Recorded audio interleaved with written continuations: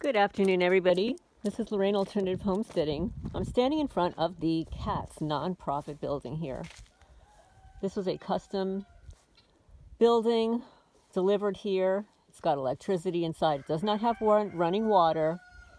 But I spent a lot of money on this building. And then the criminals in the first year, they actually tore out the insulation from around this door. And I placed insulation in it again, and they keep tearing it out. You can see here, one day this week, it was all on the floor. But I want to show you what they did overnight. Now, you have to understand, I'm the only one that lives here, right? Except for the animals. So this morning, I go to the building. I notice that the flag is up. The flag is up. No big deal. Sometimes the wind will blow it and I'll just put it down. But this is the way it was this morning. Somebody sliced it.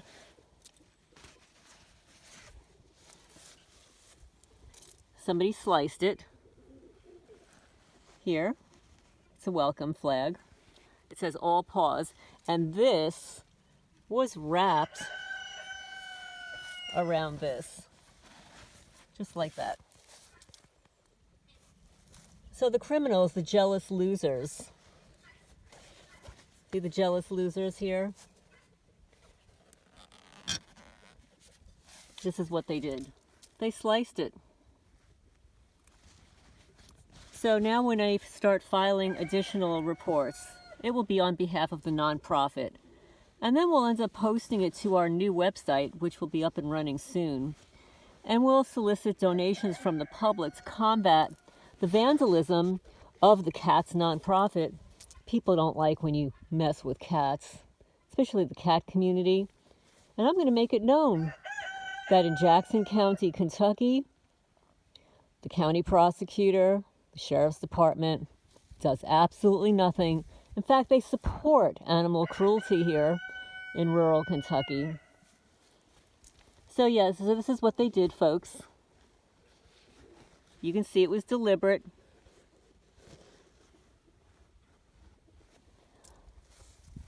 So anyway, I hope everybody's doing well. It's a sunny day, but it's very cloudy. Look up in the sky here. It's like a white film across the sky that wasn't here this morning. You know what it is, folks. I don't have to tell you what it is. But, I wanted to tell you that my rat snitch neighbor, you know, the one who's on Neighborhood Wars, when I had my worker here a couple of days ago, we were burning leaves along the county road that meets my property. There is a ditch there where the water runs. It's completely backed up with leaves. This is not my responsibility, by the way. It's the town, it's the county's responsibility to clean it up. The culvert that goes into the creek was filled with mud and leaves and debris. It was completely backed up. That would cause flood conditions here. I called the judge about 2 months ago about it. No one was ever sent here to clean it. So I paid somebody to clean it. While my worker is cleaning it, my neighbor contacts the fire department. Evidently, we have a burn ban on until 6 p.m. And it was around 4:30 p.m. that he was burning leaves there. So they send 2 fire trucks, another vehicle, a waste of money to put out, you have to understand, a fire that was about this big. I could have poured a little cup of water on it. It would have been done. They sent 2 fire trucks here to make a statement of it, that there was a burn ban on for another hour and a half. And I told the firefighters, I said, listen, I'm not going to go out and burn leaves in the dark. This is the responsibility of the county to take care of this problem here. If I don't get rid of those leaves, they're going to keep backing up in the culvert. Every time it rains, all those leaves go down the county road through the culvert, back it up. And every year, I'm stuck cleaning it up. It's not my responsibility. So yeah, my nosy neighbor contacted the fire department, and she could see her. You could see her out on her porch there, or her front, just watching the whole thing go down. But also, I think it was a year ago, yeah, maybe 2 years ago, I was burning leaves in my fire pit. There was no burn ban on, but she also called the fire department. She actually called the sheriff's department that I was burning leaves in my yard here. I'll show you where, folks. I don't know, my birds are going nutso over there. They might see a little animal or something. So you know where my burn pit is there. So the fire department comes then. He says, well, where's the fire? We got a call from one of your neighbors. I said, you got a call from one of my neighbors? I'm burning leaves. We're allowed to do that here. And he says, well, you know, it's supposed to be like 150 feet from this or that. So he looks at it, he just shakes his head. He said, no problem. I said, could you tell me which neighbor called you? I said, was it that neighbor over there? He said, no, it wasn't that neighbor. I said, could you tell me who is the neighbor? And he said, no, so I sent a FOIA request. And for a year and a half, Ross Murray, the county lawyer, refused to give me the name. What he would do is he would say that he would respond to it, but he would respond without the name of the individual. Yeah. As if Ross Murray is responsible for the sheriff's department. It's actually the other way around. What are you honking about, guys? Huh? You see an animal? I want to show you guys how dry it is here. In the creek, I should say. It's very dry in the creek. We've got no water.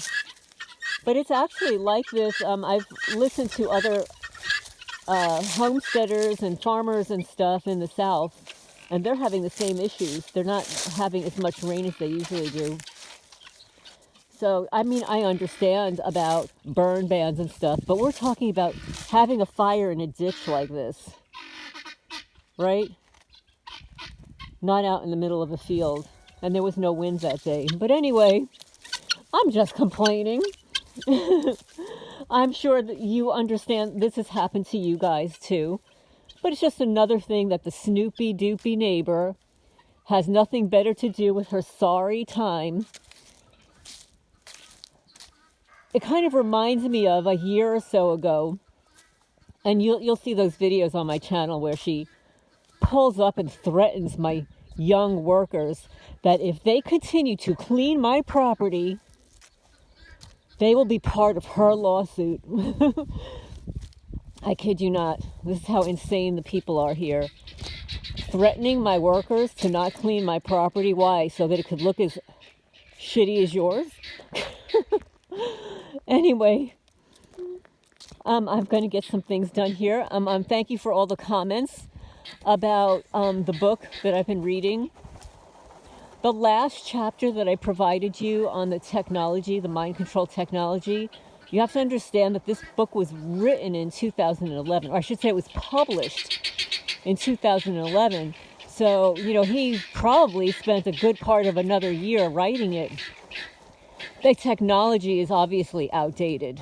And even though he stated that it's so much more advanced than what he's describing, you know, all these years later, it certainly is. But here you go. The birds are cackling because when the cats are around too, I mean, they get along well with the cats, but sometimes if the cats are like walking too close to them or running, they'll start cackling. Hey girl, do you want to say hello? Say hello? Let's zoom into the birdies here. What are they doing? Hey guys, what you doing? Oh, they must find some good bugs. They're finding some good bugs.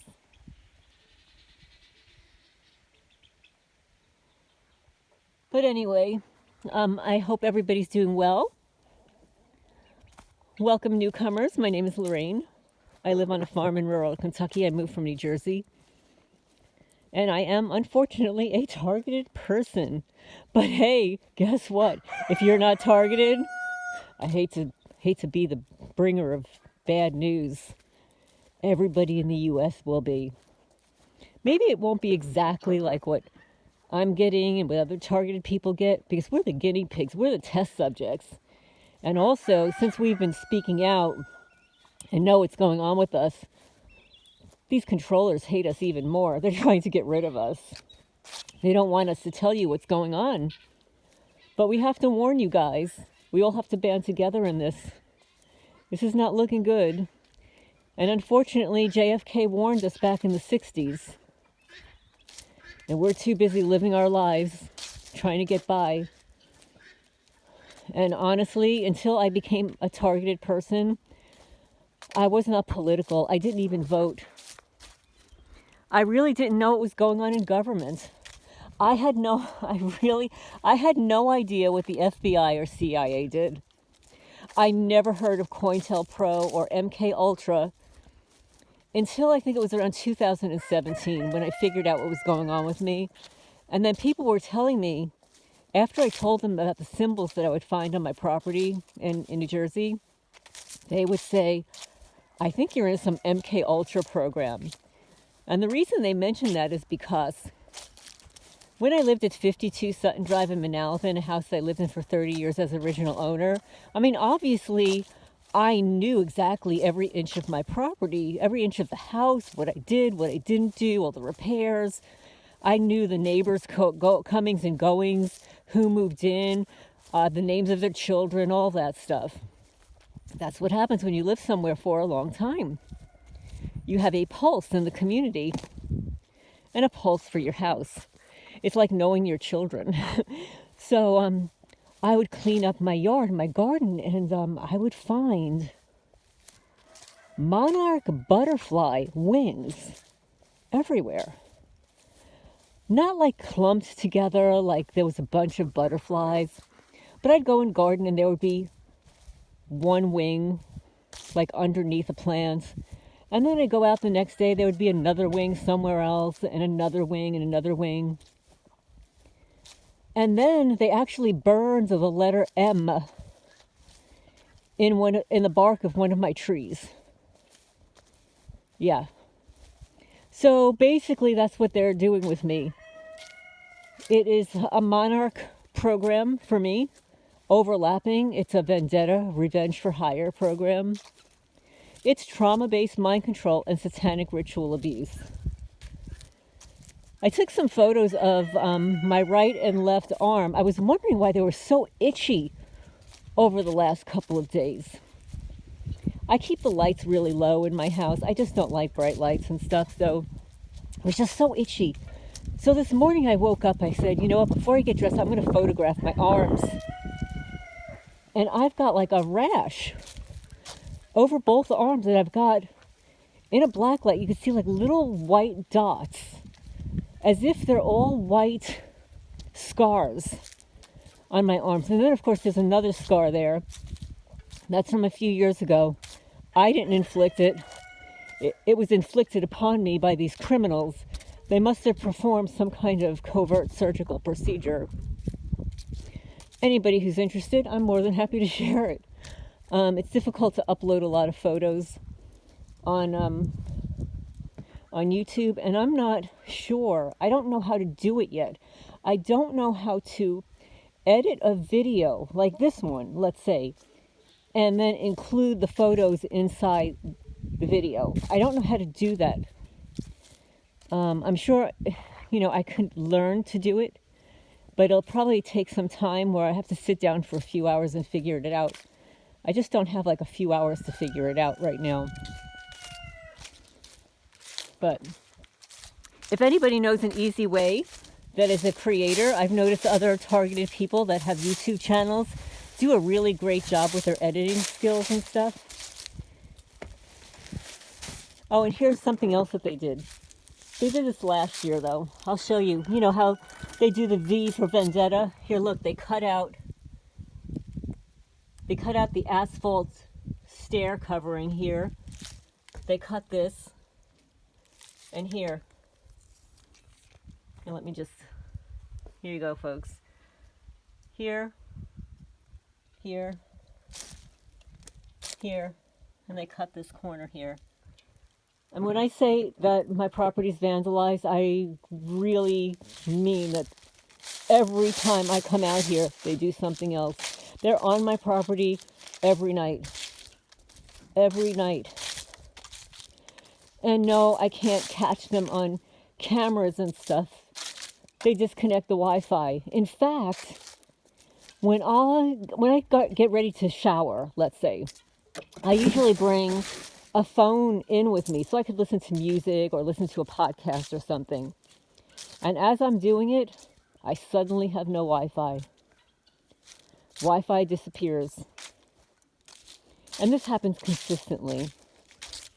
I'm sure this happens to you guys as well. But I'm going to sign off for now, send this off to you guys so you know what's going on here. And again, this is another evidentiary video, just going to say hello. I will read more of that book sometime today. And I just wanted to give you an update. So I hope you're doing well. It's very quiet here, I have to tell you.